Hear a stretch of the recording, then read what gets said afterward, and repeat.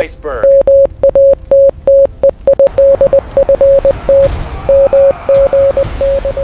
Este som uniu o mundo. Salvou os sobreviventes do Titanic, encolheu o planeta Terra. E nos livros de história, o homem que você está vendo agora, Guglielmo Marconi, é o herói. O pai do rádio. O gênio que ganhou o Nobel e ficou milionário conectando continentes. Mas e se eu te dissesse que a história que te contaram na escola é uma fraude? Uma mentira de milhões de dólares protegida por advogados, corporações e até pelo governo dos Estados Unidos? Marconi não foi um gênio da física. Ele foi um gênio do marketing. Um pirata de terno e gravata que construiu um império usando peças roubadas de mentes muito mais brilhantes que a dele. Hoje, nós vamos abrir a caixa preta do século XX. Vamos expor o julgamento secreto de 1943, que destruiu o legado de Marconi, quando ele já não podia se defender. Vamos descobrir como um padre brasileiro transmitiu a voz humana anos antes do mundo saber o que era isso. E vamos responder a pergunta que vale $1 bilhão.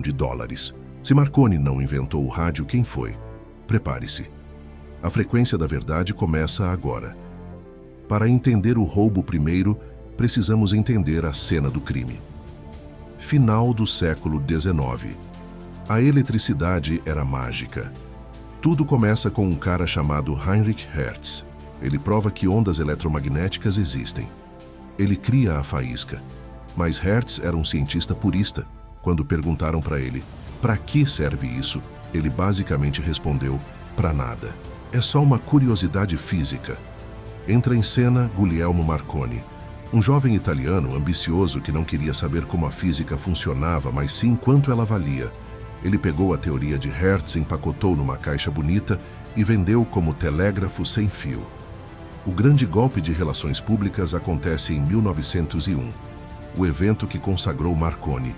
Ele afirma ter recebido um sinal, a letra S em código Morse, cruzando todo o Oceano Atlântico. Da Inglaterra até o Canadá, o mundo enlouqueceu. As ações da empresa dele dispararam. Marconi virou uma celebridade instantânea. Mas tem um pequeno problema nessa história, um problema que a ciência moderna aponta hoje. A frequência que ele usou, a distância, fisicamente, era impossível. Especialistas modernos imaginavam que com o equipamento que ele tinha, e naquela hora do dia a ionosfera da Terra iria engolir o sinal. Ele não poderia ter ouvido nada. Então, o que aconteceu em 1901? Ele mentiu. Ele ouviu estática e achou que fosse um S. Ou será que ele usou uma tecnologia secreta que ninguém sabia que ele tinha? A resposta é, ele tinha um segredo. E esse segredo não era dele. Se o rádio fosse um carro, Marconi pintou a lataria e vendeu o ingresso. Mas quem construiu o motor foi este homem, Nikola Tesla. A tragédia de Tesla é a base de todo o nosso mundo moderno. Mas no caso do rádio, a facada nas costas foi brutal. O segredo do rádio não é emitir ondas. Qualquer faísca faz isso. O segredo é a sintonia. Fazer o transmissor e o receptor falarem a mesma língua, na mesma frequência, para que você não ouça uma bagunça de ruídos. Tesla patenteou o sistema de 4 circuitos sintonizados em 1900. Lembrem dessa data, em 1900. Quando Marconi tentou patentear a mesma coisa nos Estados Unidos, o escritório de patentes riu da cara dele. Eles disseram, e eu cito, "O que o Sr. Marconi quer patentear já pertence ao Sr. Tesla." Rejeitaram Marconi não uma, mas várias vezes. Tesla era o dono da tecnologia. Ponto final. Até que 1904 acontece. Marconi tinha investidores poderosos, gente com muito dinheiro e influência política.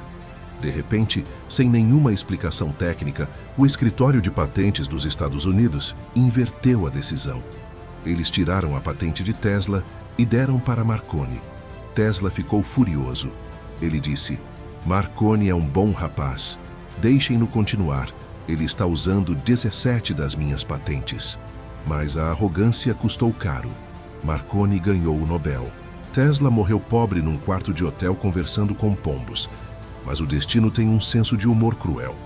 Em 1943, meses após a morte de Tesla, a Suprema Corte dos Estados Unidos soltou uma bomba. Eles revisaram o caso e decidiram que a patente de Marconi era inválida. O rádio era legalmente invenção de Tesla. Justiça tardia? Talvez não.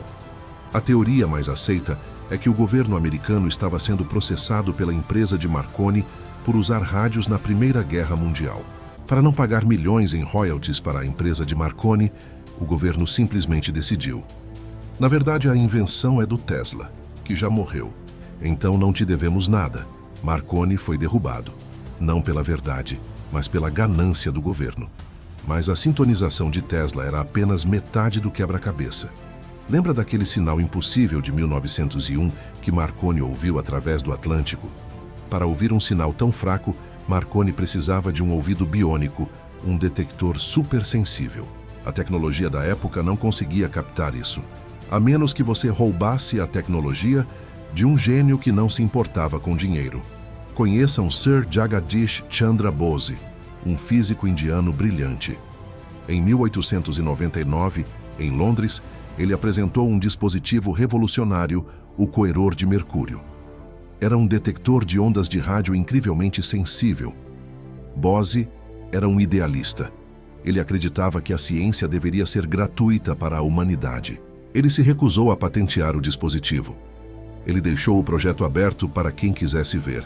Mas adivinhem quem estava na plateia ou tinha amigos lá? Luigi Solari, um tenente da Marinha italiana e amigo íntimo de Marconi.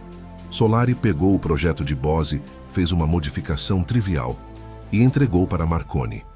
Marconi usou esse dispositivo exato para receber o sinal transatlântico.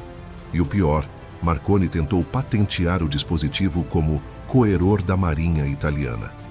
Ele apagou o nome de Bose da história. O sucesso que garantiu a fama mundial de Marconi foi ouvido através de uma orelha roubada de um cientista indiano que só queria ajudar o mundo. Até agora, falamos de bips e pips e código Morse. Mas o rádio, como você conhece com música, notícias com a voz humana, isso é outro nível. E é aqui que entra uma das maiores injustiças da história da ciência. Enquanto Marconi estava brincando de enviar pontos e traços, um padre brasileiro já estava transmitindo a voz humana, Roberto Landel de Moura, padre e cientista. Em 1900, em São Paulo, ele realizou uma demonstração pública que deveria ter mudado o mundo. Diante de jornalistas e autoridades, ele transmitiu a voz humana por uma distância de 8 quilômetros sem fios. Marconi usava ondas amortecidas, pulsos violentos que só serviam para Morse. Landel de Moura entendeu que, para carregar voz, você precisava de uma onda contínua. Ele estava anos à frente de Marconi na teoria. Ele até previu o uso de ondas curtas, algo que Marconi dizia ser inútil e que depois se tornou o padrão mundial. Mas o Brasil de 1900 não estava pronto. Em vez de ser aclamado como herói, Landel foi chamado de bruxo. Diziam que ele falava com o diabo. Seus equipamentos foram destruídos por fanáticos religiosos. Ele decidiu ir para a América.